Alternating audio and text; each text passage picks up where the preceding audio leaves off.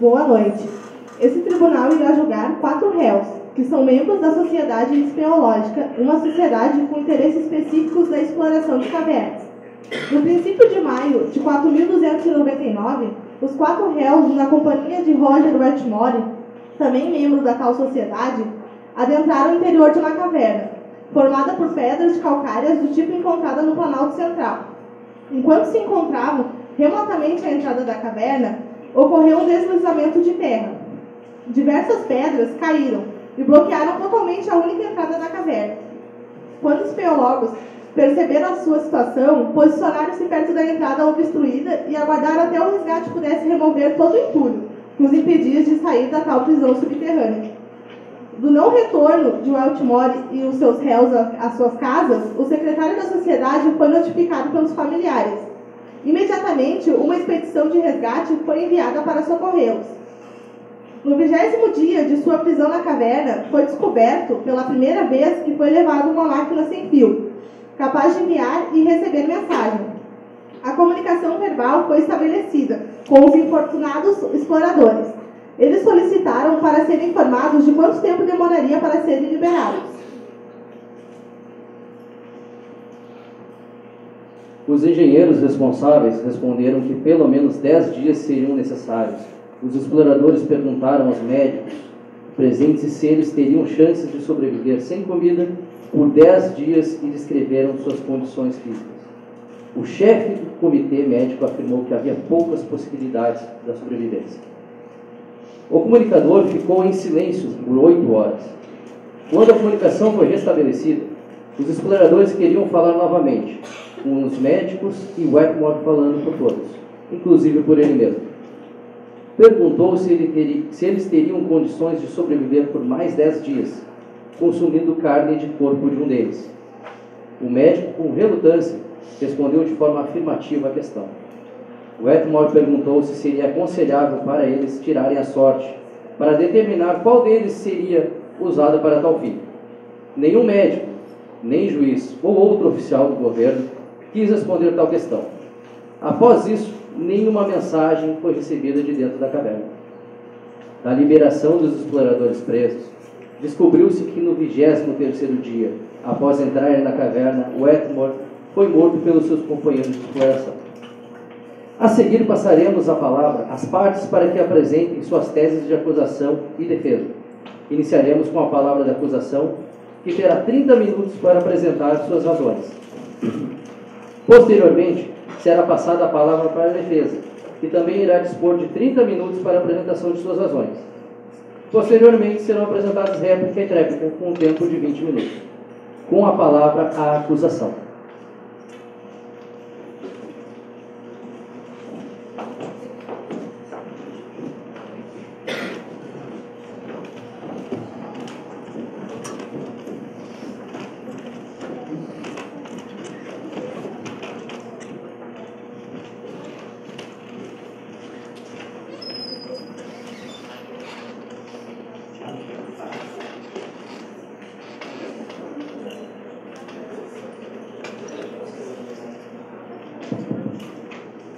Primeiramente, boa noite a todos, boa noite aos excelentíssimos juízes, aos colegas e ao público aqui presente.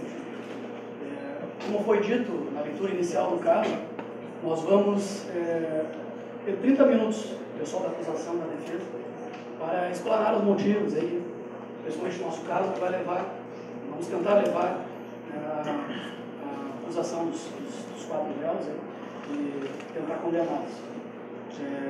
Será dividido em 3 partes. A primeira parte, 10 minutos, cabe a mim, mais 2 partes de 10 minutos são os outros 2 colegas da acusação.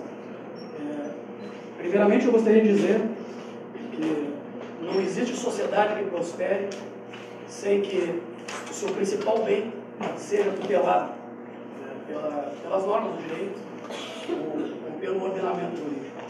Eu falo aqui do bem à vida. Nada justifica tirar a vida de uma pessoa. Esse é o principal ponto que todos devem ter em mente. O que aconteceu nesse caso, eu vou dar um resumo breve, depois ponto por ponto, para o pessoal ficar bem inteirado.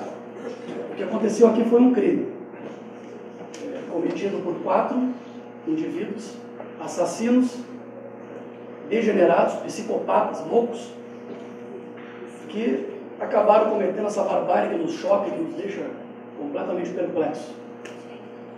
Se o direito não tutelar esse bem, a vida, a sociedade vai estar fadada ao caos total. Não há saída. Alguns podem dizer, como é o caso do condado, que está julgando esse caso, onde se permite a pena de morte.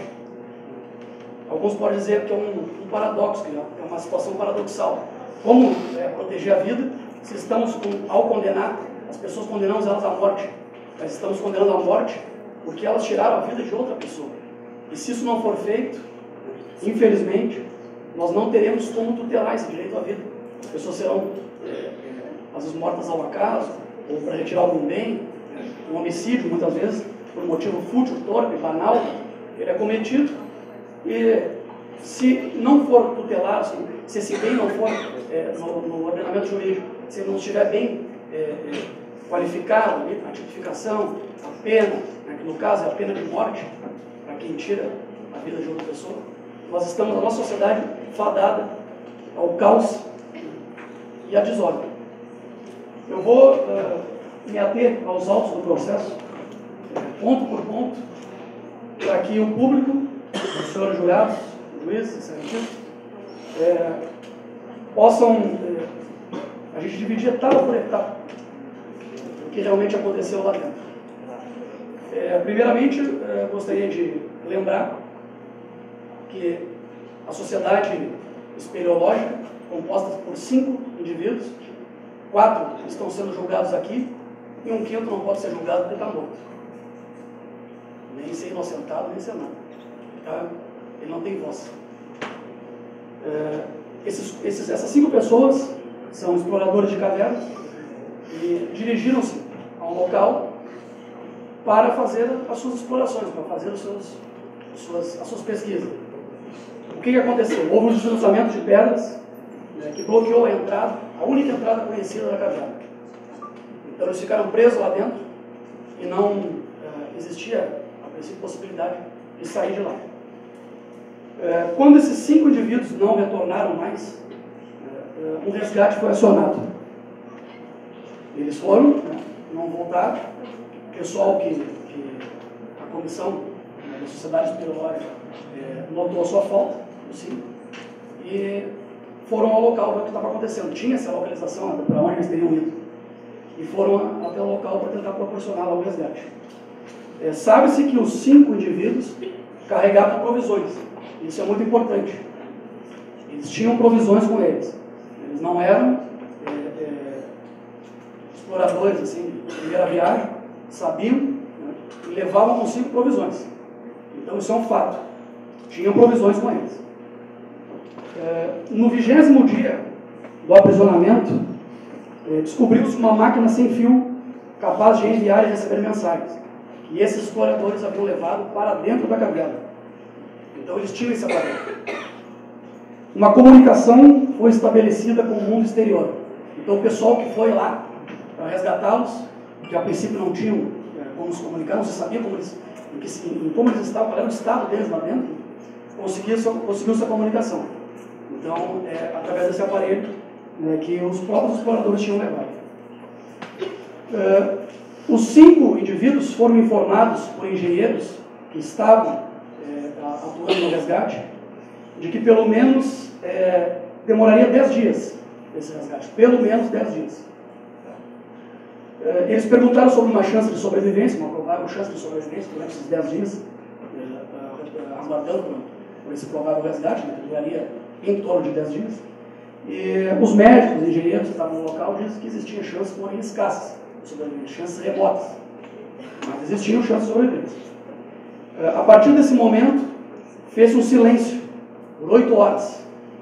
Então não se sabe o que aconteceu lá. 8 horas de silêncio absoluto. Após os 5 exploradores ficarem sabendo de que teriam em torno de 10 dias para serem retirados e que as chances de sobrevivência seriam escassas.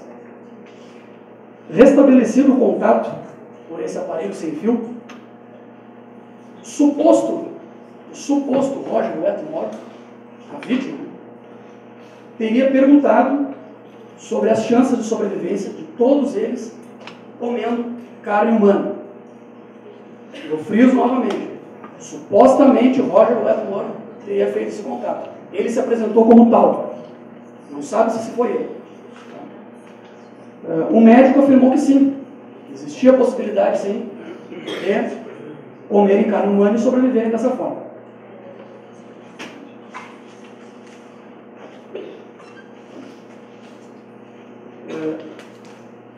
Foi levantada a possibilidade de se tirar a sorte para determinar quem serviria para ser comido.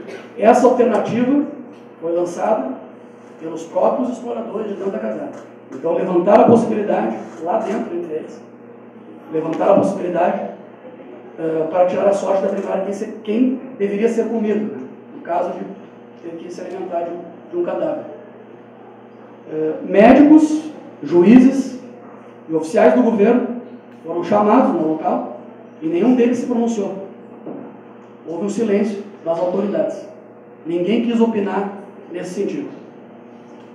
Após esse fato, houve um novo silêncio na comunicação. Os 4, 5 exploradores, na verdade, foram libertados no 23º dia. Aliás, foram libertados no 32º dia, 10 dias após eles estarem lá dentro e receberem a informação de que durariam cerca de 10 dias com escassas chances de sobrevivência. Mas foi apurado que no 23º dia, então eles tinham feito a comunicação no 20º dia, e no 23º foi apurado que Roger Wetmore foi morto pelos companheiros. Então, 3 dias apenas da primeira comunicação no 20º dia e a morte dele, o homicídio, o crime, o assassinato. 23º dia. Então, eu gostaria que os juízes aqui presentes, o público, frisassem para esse fato. 3 dias apenas. No 20º dia, onde foi feito o primeiro contato pelo radiocomunicador, foram mortos no 23º. Isso apurou-se depois quando retiraram todos eles lá de dentro da caverna. Pelo depoimento dos réus, nós temos a seguinte justificativa. O Roger Wetmore teria proposto usar carne humana como nutriente. Roger Wetmore teria proposto isso. Teria sido ele que fez o primeiro contato. O Wetmore, a vítima, né, propôs um método para tirar a sorte, com um par de dados. Eu já não sei como isso seria feito dentro de uma caverna escura e úmida. Tirar dado como? De que maneira? O Wetmore, após uma discussão, uma provável discussão com seus colegas, decidiu voltar atrás. Isso é o que os réus estão dizendo. O Wetmore decidiu voltar atrás e retirou-se do acordo, lá no interior da caverna. Os réus acusaram o Wetmore de quebra de boa vontade.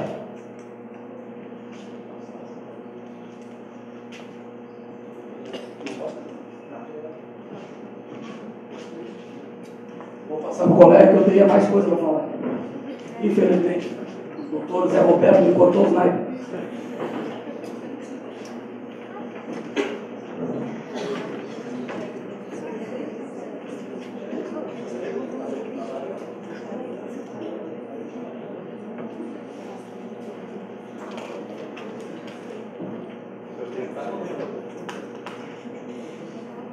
Meus cumprimentos aos colegas jogadores, aos colegas componentes da defesa. Senhores, nós não estamos hoje aqui para simplesmente manter a decisão que condenou os réus em primeira instância. Nós estamos aqui para garantir que a lei seja cumprida. Lei esta que foi brutalmente quebrada quando os companheiros de Wetmore tiraram sua vida dentro da caverna. Senhores, eu lhe pergunto, que direito eles tinham de tirar a vida de Wetmore? A vida dele era menos importante que a dos outros que estavam lá dentro? Que valor foi dado à vida? Vida esta que foi tirada de uma forma tão brutal e hedionda. Senhores, eu disponibilizei um material com algumas imagens que possam ser usadas de paradigma para o fato que ocorreu dentro da caverna. Essas imagens, senhores, que nós não podemos mostrar aqui por ser umas imagens muito fortes,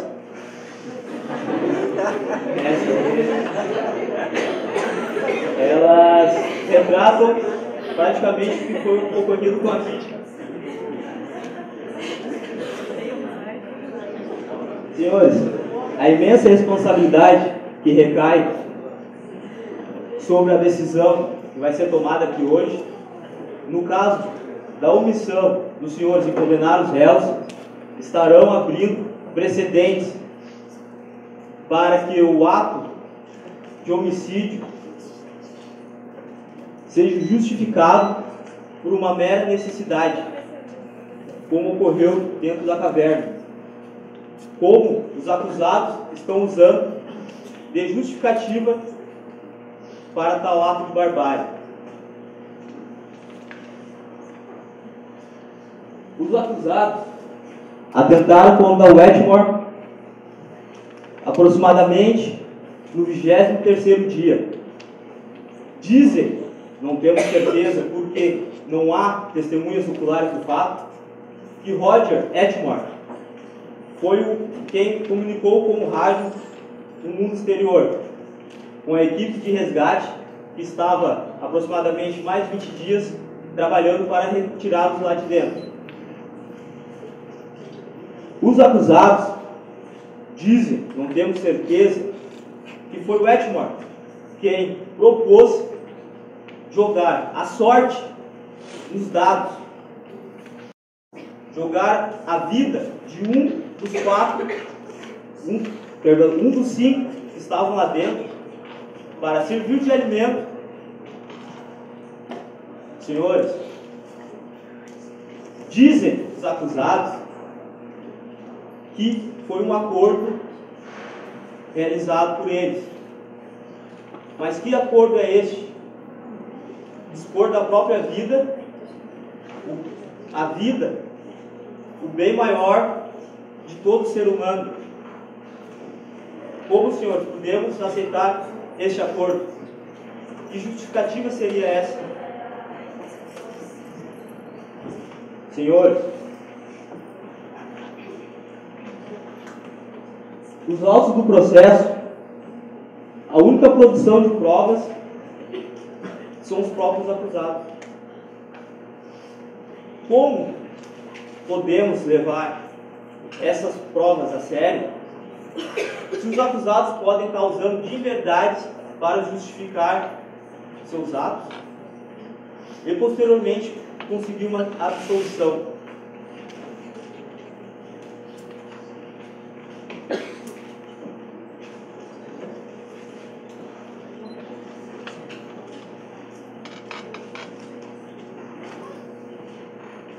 Senhores julgadores, um fato que chamou-nos muita atenção foi uma sequência de coincidências fáticas que ocorreu dentro da caverna. A primeira foi o Wetmore ter idealizado o jogo de dados. A segunda foi o próprio Wetmore ter sido sorteado para ter sua vida retirada. Quem nos garante que essa sequência ocorreu de verdade? Quem pode nos dizer? A vítima está morta. Temos a palavra dos acusados. Palavra esta que, ao meu ver, ao ver da acusação, são palavras que não nos expressam muito da verdade. Senhores,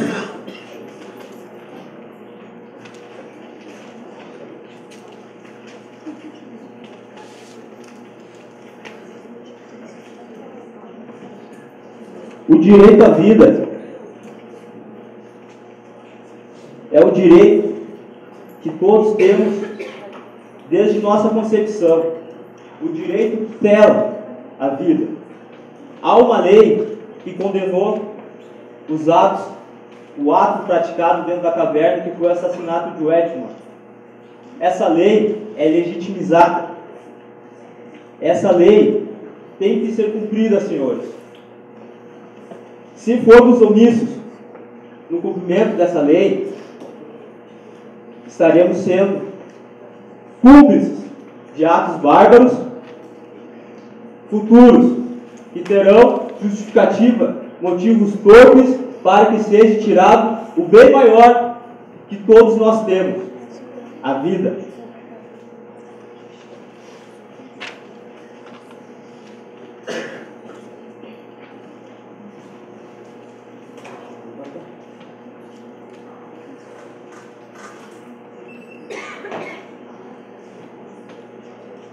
Senhores,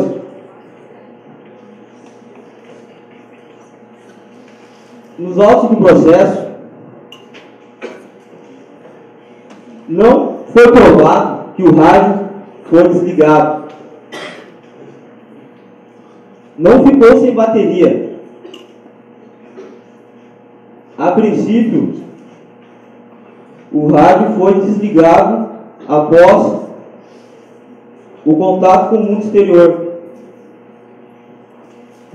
Por quê, senhores? Eles queriam esconder algo. Essa é uma pergunta. O que realmente ocorreu dentro da caverna?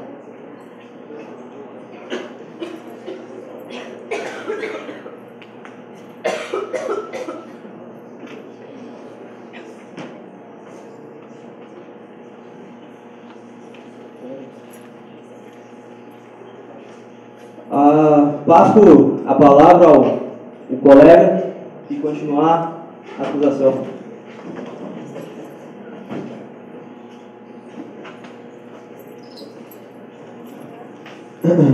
Então, boa noite a todos. Eu queria saudar os nossos jurados, também meus colegas da defesa e também o público presente. Eu queria que vocês, hoje, agissem realmente com a razão. Não tentem fazer uma coisa e imaginar coisas diferentes. Não, eu quero que vocês foquem no número. Número 3. Vocês podem focar nesse número 3? O último contato feito foi no 20º dia, que eles falaram que já estava quase faltando o alimento. E logo após 3 dias, houve esse homicídio. Uma morte realmente brutal. Nós não podemos tirar isso. Foi canibalismo. Não podemos tirar esse fato. Então eu quero que hoje vocês tenham em mente isso. Que realmente ocorreu uma morte. Uma coisa totalmente diferente do que a sociedade pode viver. Foi um assassinato. E eu queria também dizer para vocês que ali, eles quiseram agregar mais ou menos que houve necessidade fisiológica. Foi isso? Então, houve uma necessidade fisiológica para tudo isso. E eu quero que vocês entendam que hoje, se vocês verem, médicos falam a respeito de como é nosso sistema fisiológico. Nosso sistema fisiológico é o seguinte: depende de proteínas. Então, quando nós ingerimos proteínas, após um tempo, pode trocar isso. Então, após um tempo, o nosso sistema ele começa a sobreviver devido às proteínas do nosso corpo, não é? Então, aqueles homens, eles ficaram até o 20º dia comendo. E se vocês verem a análise do tempo, a comida que eles tinham, realmente era feita de proteínas para eles se adaptarem e ficar muito tempo sem o alimento. Então, com base nisso, as proteínas do nosso corpo, elas conseguem fazer com que nós possamos ficar sem alimento durante 10 a 15 dias. E eles quiseram alegar ali realmente uma necessidade de matar alguém para se alimentar. Eu acho que eles estavam querendo fazer estoque de alimento com a vida. Eles queriam cortar em pedaços e botar em prateleiras. Não é isso o sentido. Eles estão mexendo com a vida de uma pessoa. Vocês já imaginaram que os nossos moradores de rua que nós encontramos, pessoas que ficam 5 dias sem comer, pessoas que ficam 10 dias sem comer, vocês já imaginaram os moradores de rua matando pessoas para se alimentar? A ONU, ano passado, ela fez uma pesquisa muito interessante, que 11 milhões de pessoas morreram na África por causa de fome. Vocês já imaginaram isso? Vocês imaginam essas 11 milhões de pessoas matando outras pessoas para sobreviver? Então foquem nisso. Presta atenção. É o direito à vida. 11 milhões de pessoas morreram de fome. Eles não precisaram matar ninguém para sobreviver. Aqueles homens, eles foram omissos e realmente não respeitaram nada. Eles preferiram matar uma pessoa e pensando que são videntes. Eles estavam imaginando que iriam morrer e daí mataram alguém. Acha isso certo? Será que é certo isso? Matar uma pessoa por imaginar que talvez nós pudéssemos morrer de fome. Esse não é o sentido. Nós não criamos uma sociedade para ser assim. Por isso que temos direitos. Como vamos violar todos os nossos direitos porque estávamos ali? Ah, não, vamos matar alguém para sobreviver, porque talvez nós vamos morrer lá no final. Não é? E eu acho interessante isso, que muitas religiões, até a gente pode citar isso, muitas religiões, elas fazem meditação, não é? O budismo, né? O próprio, na Índia também há religiões que fazem jejum de muito mais. O próprio Gandhi, muitos conhecem, faz jejuns de 1 mês, talvez menos ali, 15 dias sem comer nada. E as pessoas tentam violar o direito à vida. Temos que realmente olhar pelos fatos, a razão. Isso é a razão. Eles mataram uma pessoa, eles assassinaram uma pessoa. Eu queria até citar um filósofo, eu queria citar Sócrates aqui, e ele fala uma frase assim, ó: um Estado não pode subsistir quando as sentenças legais nele não têm força.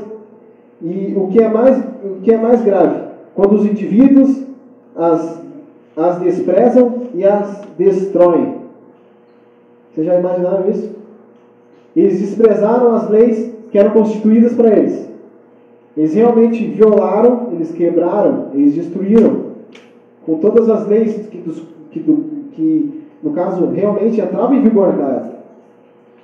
Então, vamos realmente, jurados, senhores, eu queria dizer para vocês que é interessante que vemos aqui, devido à circunstância tão ruim, que um pai, talvez de família, um futuro pela frente ainda, ser realmente condenado. Ele foi condenado injustamente. Ele não teve um julgamento justo. Foi dados que foram rolados, que talvez, que ali até cita nos autos, que talvez eles forçaram isso que acontecesse.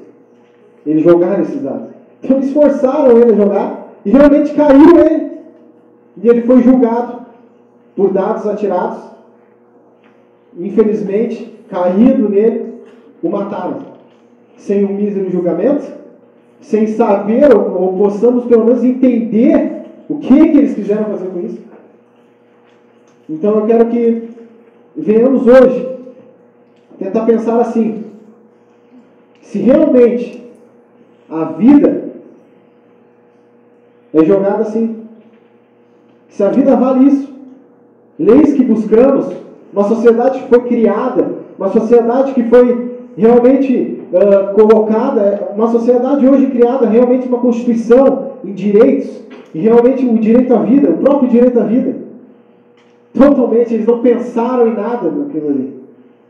Eles não pensaram na vida do próximo, do futuro do próximo. E eu quero citar mais um caso no Haiti. Eu quero que vocês se imaginem lá 10 de janeiro de 2010. 10 de janeiro de 2010. No Haiti houve um terremoto, não é? E um homem, ele ficou preso. Ele estava no mercado comprando seu alimento e houve um terremoto e ele ficou preso. E o que ocorreu? Ele ficou com pedras, esmagaram suas pernas, e ele ficou naquele pequeno cubículo, cheio de pedras por cima dele, totalmente machucado, pernas infeccionadas. E aí, naquela miséria, naquele momento tão triste da vida dele, ele sobreviveu 27 dias sem alimento. Sem alimento. Ele sofreu muito. E realmente, vocês têm que perceber isso. Que ele, sozinho, naquele ambiente, podia ter se matado. Ele podia ter podia ter um pensamento horrível que nem esse que eles tiveram, que brutalmente não pensar numa vida, não pensar talvez no futuro da pessoa. Ele podia ter um pensamento assim de pegar uma pedra ao seu lado e se matar, mas não. Ele ficou 27 dias sem alimento. E houve ali, após muito tempo, o resgate ocorreu. Ele acabou sobrevivendo. Então eu agradeço muito a todos e obrigado.